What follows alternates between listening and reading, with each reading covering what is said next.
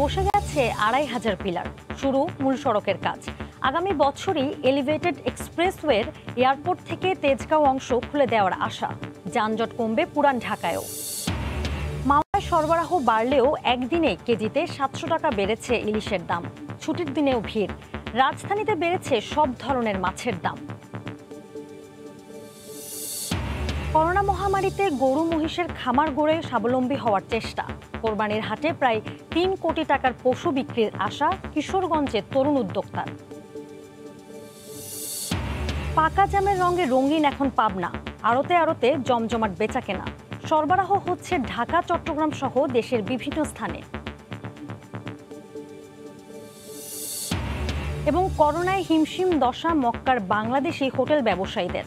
ক্রেতার অভাবে শত শত হোটেল রেস্তোরাঁ বন্ধ, পথে বসেছেন অনেকে।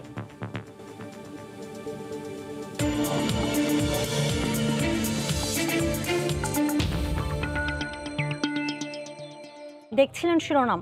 আমন্ত্রণ জানাচ্ছি দেশ ও দেশের বাইরের অর্থ বাণিজ্যের নানা খবর নিয়ে আমাদের নিয়মিত আয়োজন এই সময়ের বাণিজ্যে। আপনাদের সঙ্গে আছি আমি জেনিফার কামাল। যানজটমুক্ত ঢাকা গড়তে দ্রুত এগিয়ে চলছে এলিভেটেড এক্সপ্রেসওয়ের কাজ। পিলারের ওপর লম্বা আইগার্ডার বসানোর পর এবার মূল সড়কের কাজ শুরু হয়েছে। এরই মধ্যে বিভিন্ন জায়গায় বসানো শুরু হয়েছে ডেক স্ল্যাব, যার উপর আলাদা আলাদা স্তরে করা হবে পাথর ও পিচ ঢালাইয়ের কাজ। প্রকল্প সংশ্লিষ্টরা জানান, বিমানবন্দর থেকে চিটাগং রোড পর্যন্ত ছাড়াও পুরান ঢাকাবাসীকেও বিশেষ লিংক সড়কের মাধ্যমে এই উড়াল সড়কের সুবিধার আওতায় আনা হবে। শাহিন রহমানের ছবিতে মাহমুদ রাকিবের রিপোর্ট। মাথা তুলে দাঁড়িয়েছে সারি সারি পিলার। ৩০ মিটার দূরত্বে বসানো পিলারের ভিতের উপরেই দাঁড়াবে দেশের প্রথম উড়াল সড়ক ঢাকা এলিভেটেড এক্সপ্রেসওয়ে। ইতিমধ্যে বসেছে এমন প্রায় ২৫০০ পিলার। আই গার্ডারের মাধ্যমে এক পিলার থেকে যা আর এক পিলারকে সংযুক্ত করেছে। প্রকল্প সংশ্লিষ্টরা জানান, এলিভেটেড এক্সপ্রেসওয়ে করতে শেষ হয়েছে পুরো ২০৯ একর জমি অধিগ্রহণ, যেখানে রেলের ১২৮ ও সড়ক বিভাগের রয়েছে ২৭ একর। এছাড়া ২১৬৮ কোটি টাকা ক্ষতিপূরণ দিয়ে বাকি ৩০ একর জমি অধিগ্রহণ করা হয়েছে ব্যক্তি মালিকদের কাছ থেকে। ৩১টি ওঠানামার পয়েন্ট সহ ৪৭ কিলোমিটার দীর্ঘ উড়াল সড়কটি করতে মোট ব্যয় হচ্ছে ৮,৯৪০ কোটি টাকা, যার ৭৩% বিনিয়োগ করবে ইতালিয়ান থাই ডেভেলপমেন্ট কোম্পানি এবং চায়নার সিনোহাইড্রো ও সিএসআই নামে ৩টি বিদেশি প্রতিষ্ঠান। বাকি ২৭% টাকা দেবে বাংলাদেশ। এই 3টা কোম্পানি মিলে চায়না এক্সিম ব্যাংক থেকে $৪৬১ মিলিয়ন, আইসিবিসি ব্যাংক চায়নার, সেই ব্যাংক থেকে তারা $৪০০ মিলিয়ন, সর্বমোট $৮৬১ মিলিয়ন লোন নেয়। ইতিমধ্যে প্রথম, দ্বিতীয় এবং তৃতীয় কিস্তির টাকা সার্ভিসে। প্রকল্প সংশ্লিষ্টরা জানান, উড়াল সড়কটি বিমানবন্দর থেকে চিটাগাং রোড পর্যন্ত হওয়ায় মূলত রাজধানীর উত্তর দক্ষিণ অঞ্চলকে সংযুক্ত করবে। তবে বাংলা মোটর থেকে পলাশী পর্যন্ত একটি বিশেষ লিংক সড়কের মাধ্যমে পুরান ঢাকাকেও এর আওতায় আনা হবে। বিয়ামের একটা রাস্তা আছে, ঠিক রাস্তার পাশ দিয়ে পান্থকুঞ্জ পার্কের উপর দিয়ে হাতের পুলের সামনে দিয়ে যে রাস্তায় মিডিয়ান ধরে মিডিয়াম কলাম দিয়ে আমরা চলে যাবো ঢাকা ইউনিভার্সিটি পর্যন্ত। তার মানে আমাদের পুরান ঢাকার যে ট্রাফিকগুলো আছে, ওদিকে বুয়েট, পলাশী, আজিমপুর, এই অঞ্চলের নিউ মার্কেটে যারা আসছে তারা এখান থেকে ওঠানামা করতে পারবে। আগামী বছর প্রথম অংশ খুলে দেওয়ার পরিকল্পনা থাকলেও পুরো উড়াল সড়ক চালু হবে ২০২৩ সালের জুনে।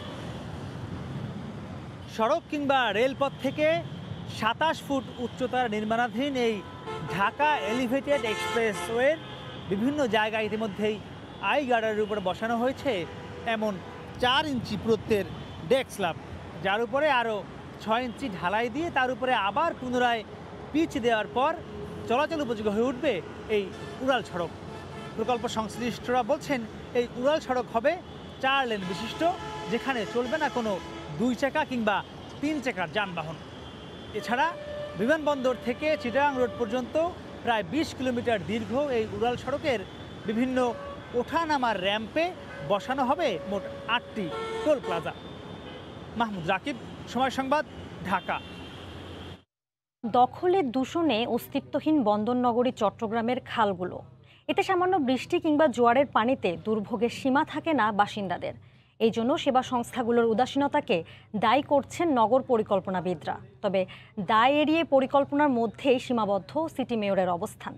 নুরুজ্জামান আতিকের ক্যামেরায় বিস্তারিত ফেরদৌস লিপির রিপোর্টে। দেখে বুঝার উপায় নেই, বছর ৩ আগেও এটি ছিল একটি প্রবাহমান খাল। দিন দিন গৃহস্থালির বর্জ্য, পলিথিন, কারখানা ও দোকানপাটের বর্জ্যের ময়লায় বাঘাটে পরিণত হয়েছে কর্ণফুলীর সাথে সংযোগ করা ঐতিহ্যবাহী চাকদাই খালটি। খালটা এখন আর কিন্তু খালের ভিতরে না, এটার খাল বলা যায় না, এটা কিন্তু এখন মানে মানুষের থাকার একটা স্থান হয়ে গেছে। এগুলো অনেক কিছু অনেকজনের বলা হয়েছে, কোনো কেউ এগুলা কাজ করতে পারতেছে না। শুধু এটি নয়, নগরীর অধিকাংশ খালেরই একই দশা। বাকুলিয়ার মির্জাপুর খালটি দিয়ে কিছুদিন আগেও চলাচল করত পণ্য ও যাত্রীবাহী নৌকা, কিন্তু দীর্ঘদিন পরিষ্কার না করায় কুচুরিপানা উঠে অস্তিত্ব সংকটে এই খালটিও। এটা কি দেখতে কি খালের মতো লাগে? এটা আসলে খাল হইলেও কিন্তু খালের মতো লাগতেছে না। পানি নিষ্কাশনের জায়গা করে দিবে আমাদেরকে, আমরা যাতে কষ্ট না পাই। এরা কেউ দেখতেও আসে না এই যাবৎ। শুধু কি দূষণ, দখলেও মরণদশা নগরীর খালগুলোর। খাল পাড়ে অবৈধভাবে বসতি গড়ে তুলে ভাড়া দিয়েছে প্রভাবশালীরা, ফলে খালগুলো নালায় পরিণত হয়েছে। যারা প্রতাপশালী এরাই তো বানাইতেছে, সাধারণ কোনো মানুষ তো আর এখানে মালিক না। বিশেষজ্ঞরা বলছেন, অতি দ্রুত নগরীর খালগুলো দখল ও দূষণমুক্ত না করতে পারলে অচল অবস্থার সৃষ্টি হবে বাণিজ্যিক এর রাজধানী চট্টগ্রামের। তাই সেবা সংস্থাগুলোকে সমন্বয়ের মাধ্যমে খালগুলো পুনরুদ্ধারের পরামর্শ তাদের। খাল যেন দূষণে ভরাট না হয়, পাহাড় কাটার ব্যাপারে রক্ষা করতে হবে যাতে বালু গিয়ে খাল ভরাট করতে না পারে। আর জনগণ যে খালকে ডাস্টবিন মনে করে এই অভ্যাসটা দূর করার জন্য প্রচারণা চালাতে হবে এবং আইনের প্রয়োগ করতে হবে। যদিও খাল রক্ষায় বরাবরের মতো নিজেদের পরিকল্পনার কথাই শোনালেন সিটি মেয়র। যে খালগুলো অবৈধ দখলদাররা দখল করে নিয়েছে এগুলোকে উদ্ধার করতে হবে, যে খালগুলো ভরাট হয়ে গেছে এগুলোকে সংস্কার করতে হবে। বারায় বারায় তো কর্ণফুলী যেই নতুন খাল, যেই সিটি কর্পোরেশন যেটা প্রস্তাব দিয়েছিল, এটার জন্য আমরা কাজ করছি। একসময় চট্টগ্রামে 56টি খালের অস্তিত্ব থাকলেও সর্বশেষ ওয়াসার মাস্টার প্ল্যানে নগরীতে 36টি খালের কথা উল্লেখ রয়েছে। ফেরদৌস লিপি, সময় সংবাদ, চট্টগ্রাম।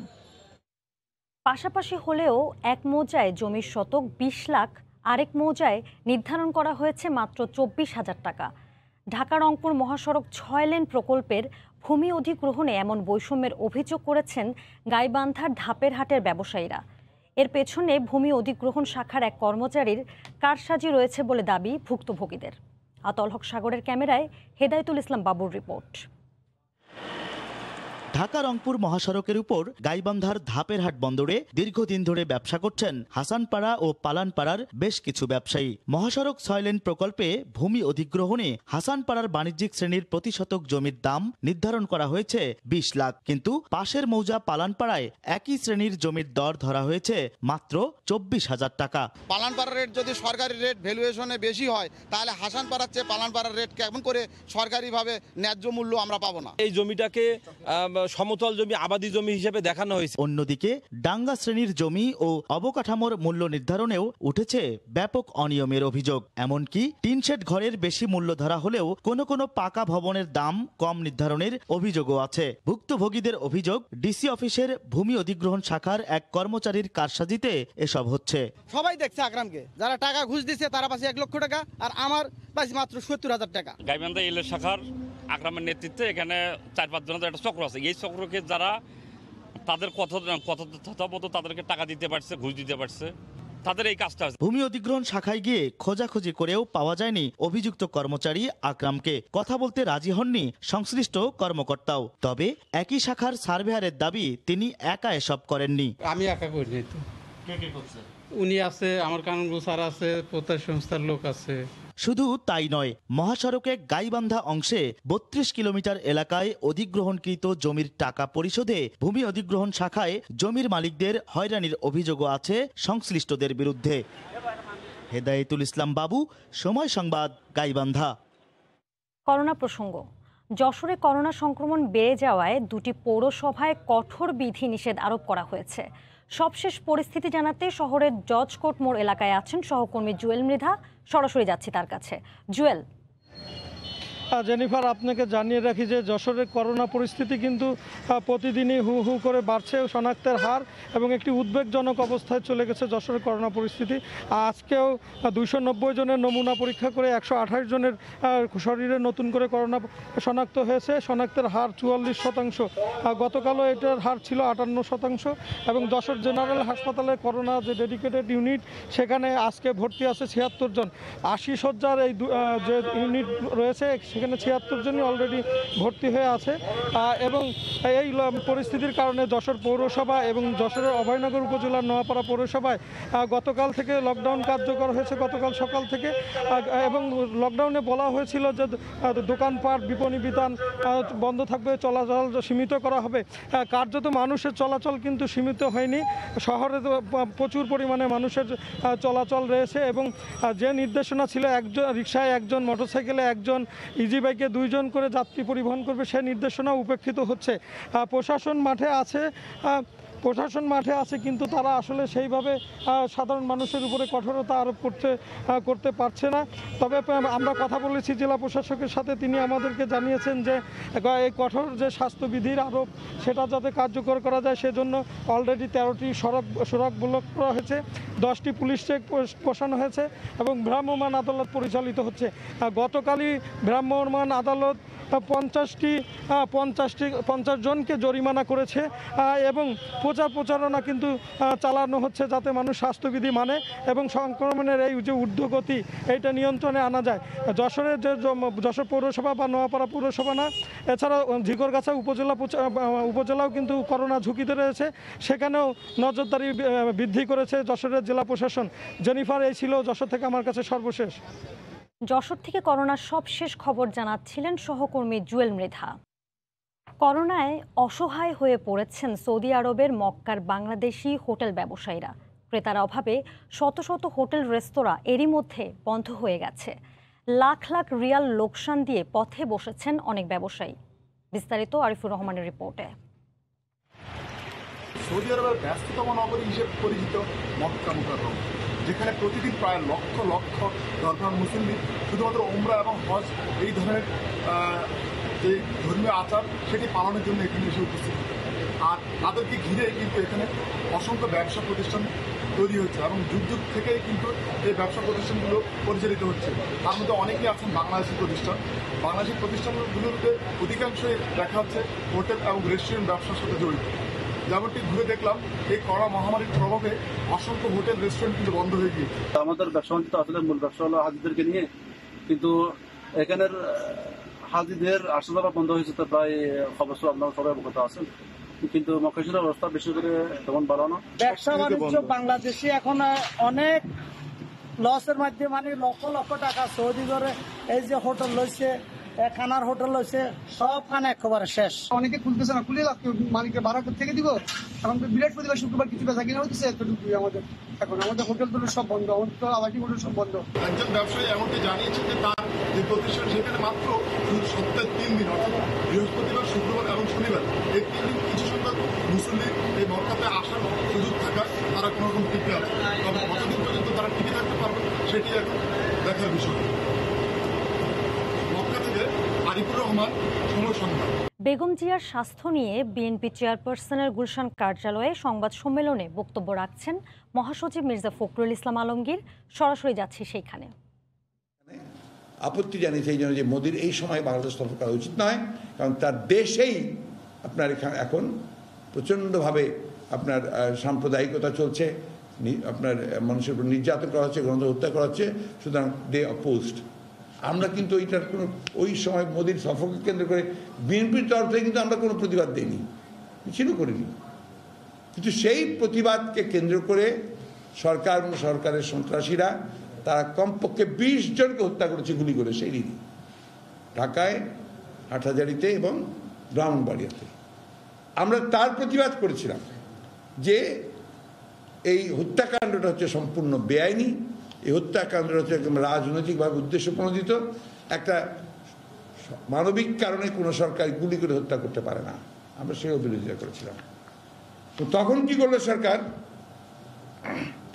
এইটাকে কেন্দ্র করে ঘটনা তো আরও ঘটিয়েছে, কিন্তু এইটাকে কেন্দ্র করে তারা ওই 26শে মার্চ থেকে যেটা করলো এটা হচ্ছে একদিকে আপনার যারা ইসলাম প্রচার করেন সেই সময় আলেম উলামাদেরকে গ্রেফতার করতে শুরু করলেন, অন্যদিকে বিএনপির নেতা কর্মী নেতা তাদের সকলকে আক্রমণ করা শুরু করলেন। এবং সবচেয়ে দুঃখজনক ব্যাপার হচ্ছে যে আমাদের এই যে জাতীয় নির্বাহী কমিটির সদস্য এবং আমাদের একটা সংগঠন আছে, আপনি জানেন, নারী ও শিশু অধিকার ফোরাম। এটা একটা অত্যন্ত অ্যাক্টিভ একটা সংগঠন। এই ফোরামের আমাদের যে আপনার সদস্য সচিব আমাদের নিপুণ রায় চৌধুরী, তার ব্যাপারে হঠাৎ করে দেখলাম যে আমরা একটা অডিও ক্লিপ ছাড়া হয়েছে আপনার টেলিভিশনগুলোতে, দু একটা টেলিভিশন, সবগুলোতে দু একটা টেলিভিশন। কি দেখাচ্ছে যে সেখানে সে নির্দেশ দিচ্ছে নিপুণ তার কেরানীগঞ্জের কর্মীকে যে তুমি জ্বালায় দাও। আপনারা খুব ভালো করে জানেন যে আজকাল টেকনোলজি এমন একটা জায়গায় গেছে যে যেখানে যে কোনো জিনিসকে আপনার তৈরি করা খুব কঠিন কাজ না। বেগম জিয়ার স্বাস্থ্য নিয়ে বিএনপি চেয়ারপারসনের গুলশান কার্যালয়ে সংবাদ সম্মেলনে বক্তব্য রাখছিলেন মহাসচিব মির্জা ফখরুল ইসলাম আলমগীর। আমরা সরাসরি ছিলাম সেইখানে। নদীতে পানি বাড়ায় মুন্সিগঞ্জের মাওয়া মৎস্য আড়তে ইলিশের সরবরাহ আরও বেড়েছে। তবে একদিনের ব্যবধানে কেজিতে বড় ইলিশের দাম বেড়ে গেছে 700 টাকার মতো। আগুন দামেও ছুটির দিনে ইলিশ কিনতে ভিড় করছেন ক্রেতারা। আবু সাইদের ক্যামেরায় নাসিরউদ্দিন উজ্জ্বলের রিপোর্ট। মুন্সিগঞ্জের পদ্মা পাড়ের মাওয়া মৎস্য আড়তে ছুটির দিনে পাইকার আর ক্রেতাদের ইলিশ কিনতে উপচে পড়া ভিড়। পদ্মায় পানি বাড়ায় ঝাঁকে ঝাঁকে ইলিশ ধরা পড়ছে। ইলিশের এমন পসরা সত্ত্বেও চড়া দামে বিক্রি হচ্ছে। চাহিদা বেশি থাকায় 1100 টাকা কেজির বড় ইলিশ 24 ঘন্টার ব্যবধানে দাম হাঁকা হচ্ছে 1600 থেকে 1800 টাকা। আর 800 থেকে 900 গ্রামের নতুন ইলিশ বিক্রি হচ্ছে 1100 থেকে 1400 টাকায়। টাটকা ইলিশ নেওয়ার জন্য আমরা আসছি এই পদ্মার পাড়ে। ইলিশ মাছের দাম বেশি এখানে, ঢাকা শহরে আরো দাম কম। 1600 টাকা কেজি যায়, 1500 টাকা কেজি যায়, 1800 টাকা কেজিও যায়। অনেক দাম, গরিব দুঃখীরা ইলিশ মাছ কিনে খেতে পারতেছে না, দামের কারণে।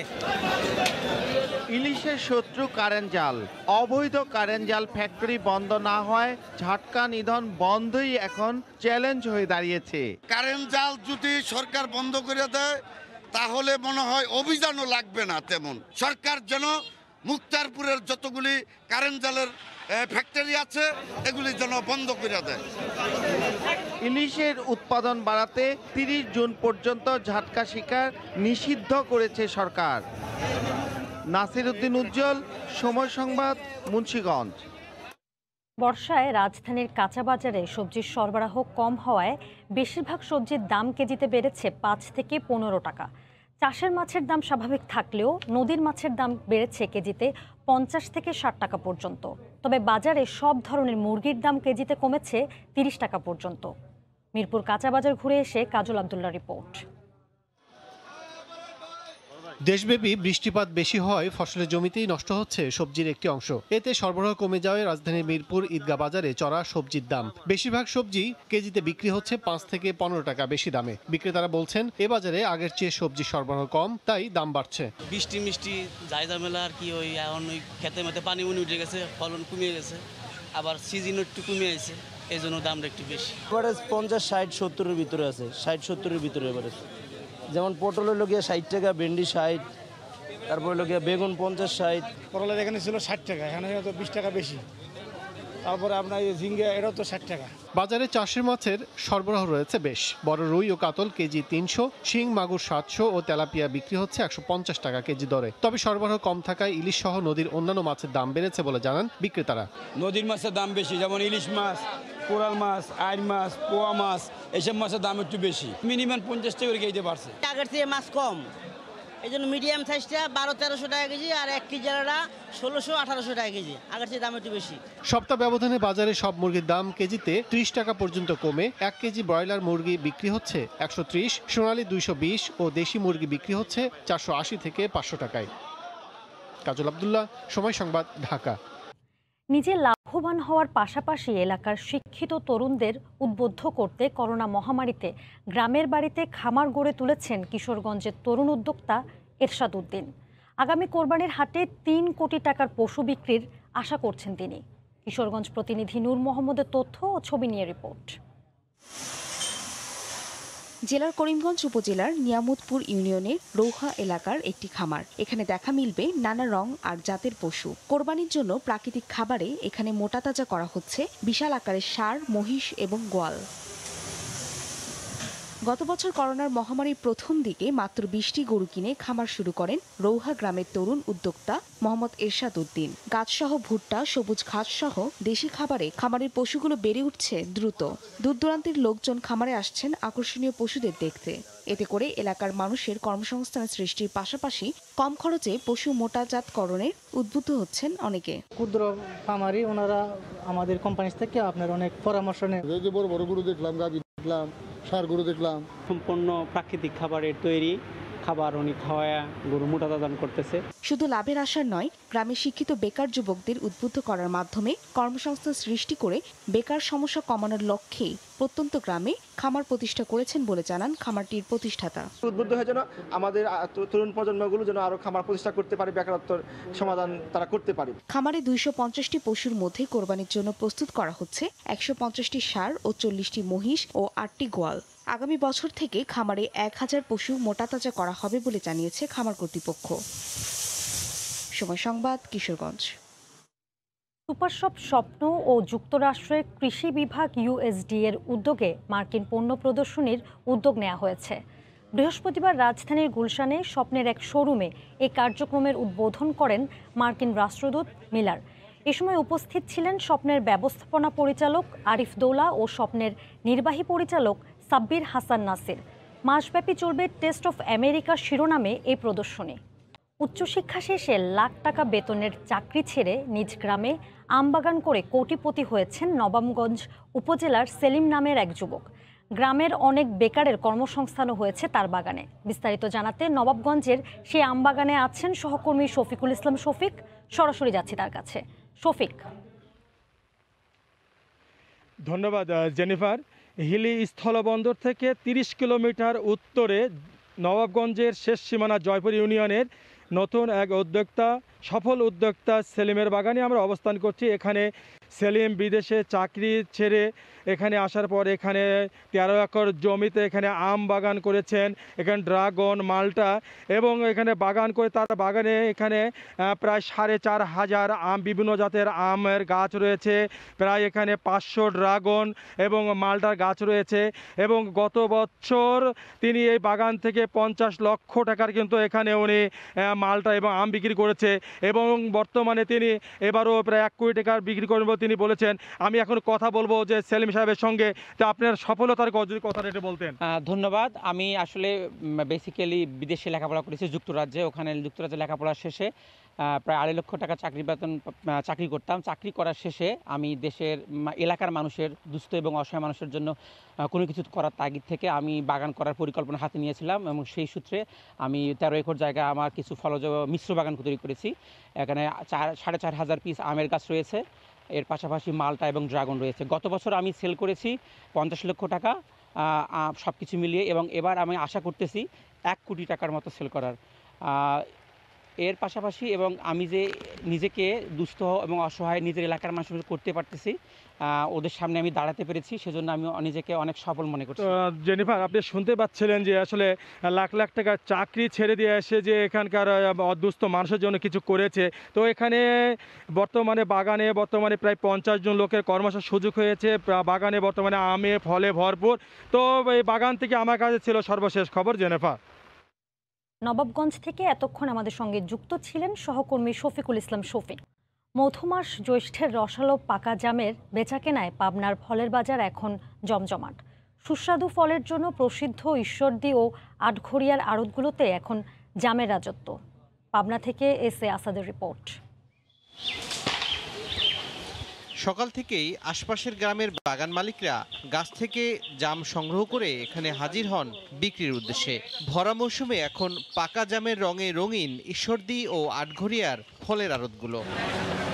চাষিরা জানান, একসময় কেবল কাঠের জন্য জাম গাছ লাগালেও দিন দিন বাড়ছে সুস্বাদু এ ফলের বাণিজ্যিক সম্ভাবনা। চাহিদার কারণে বেড়েছে এর মূল্য। বাজারে নিয়ে আসি মাশাআল্লাহ, প্রতিদিনই 120 কেজি 80 কেজি, প্রতিদিন বেশিও হয়, এভাবে বিক্রি করি। পর্যন্ত আমাদের বিক্রয় হয়েছে 4200 টাকা, এখনো সম্ভাবনা আছে, এখন 9-10 হাজার টাকা বিক্রয় করবো। ক্যারেটে নিয়ে যাওয়ার পরে দামগুলো নষ্ট হয় না, ব্যাপারীরা এই জন্য ধরেন লাভ করতে পারে। এই জন্য আমরাও ধরেন দাম পাইরে নিয়ে আসলে পারে, আমারও ধরেন মূল্যটা ভালোভাবে দেয়। যে আমরা দিচ্ছি হলো চিটাগাং, কারণ বাজার, যাত্রাবাড়ি, নারায়ণগঞ্জ।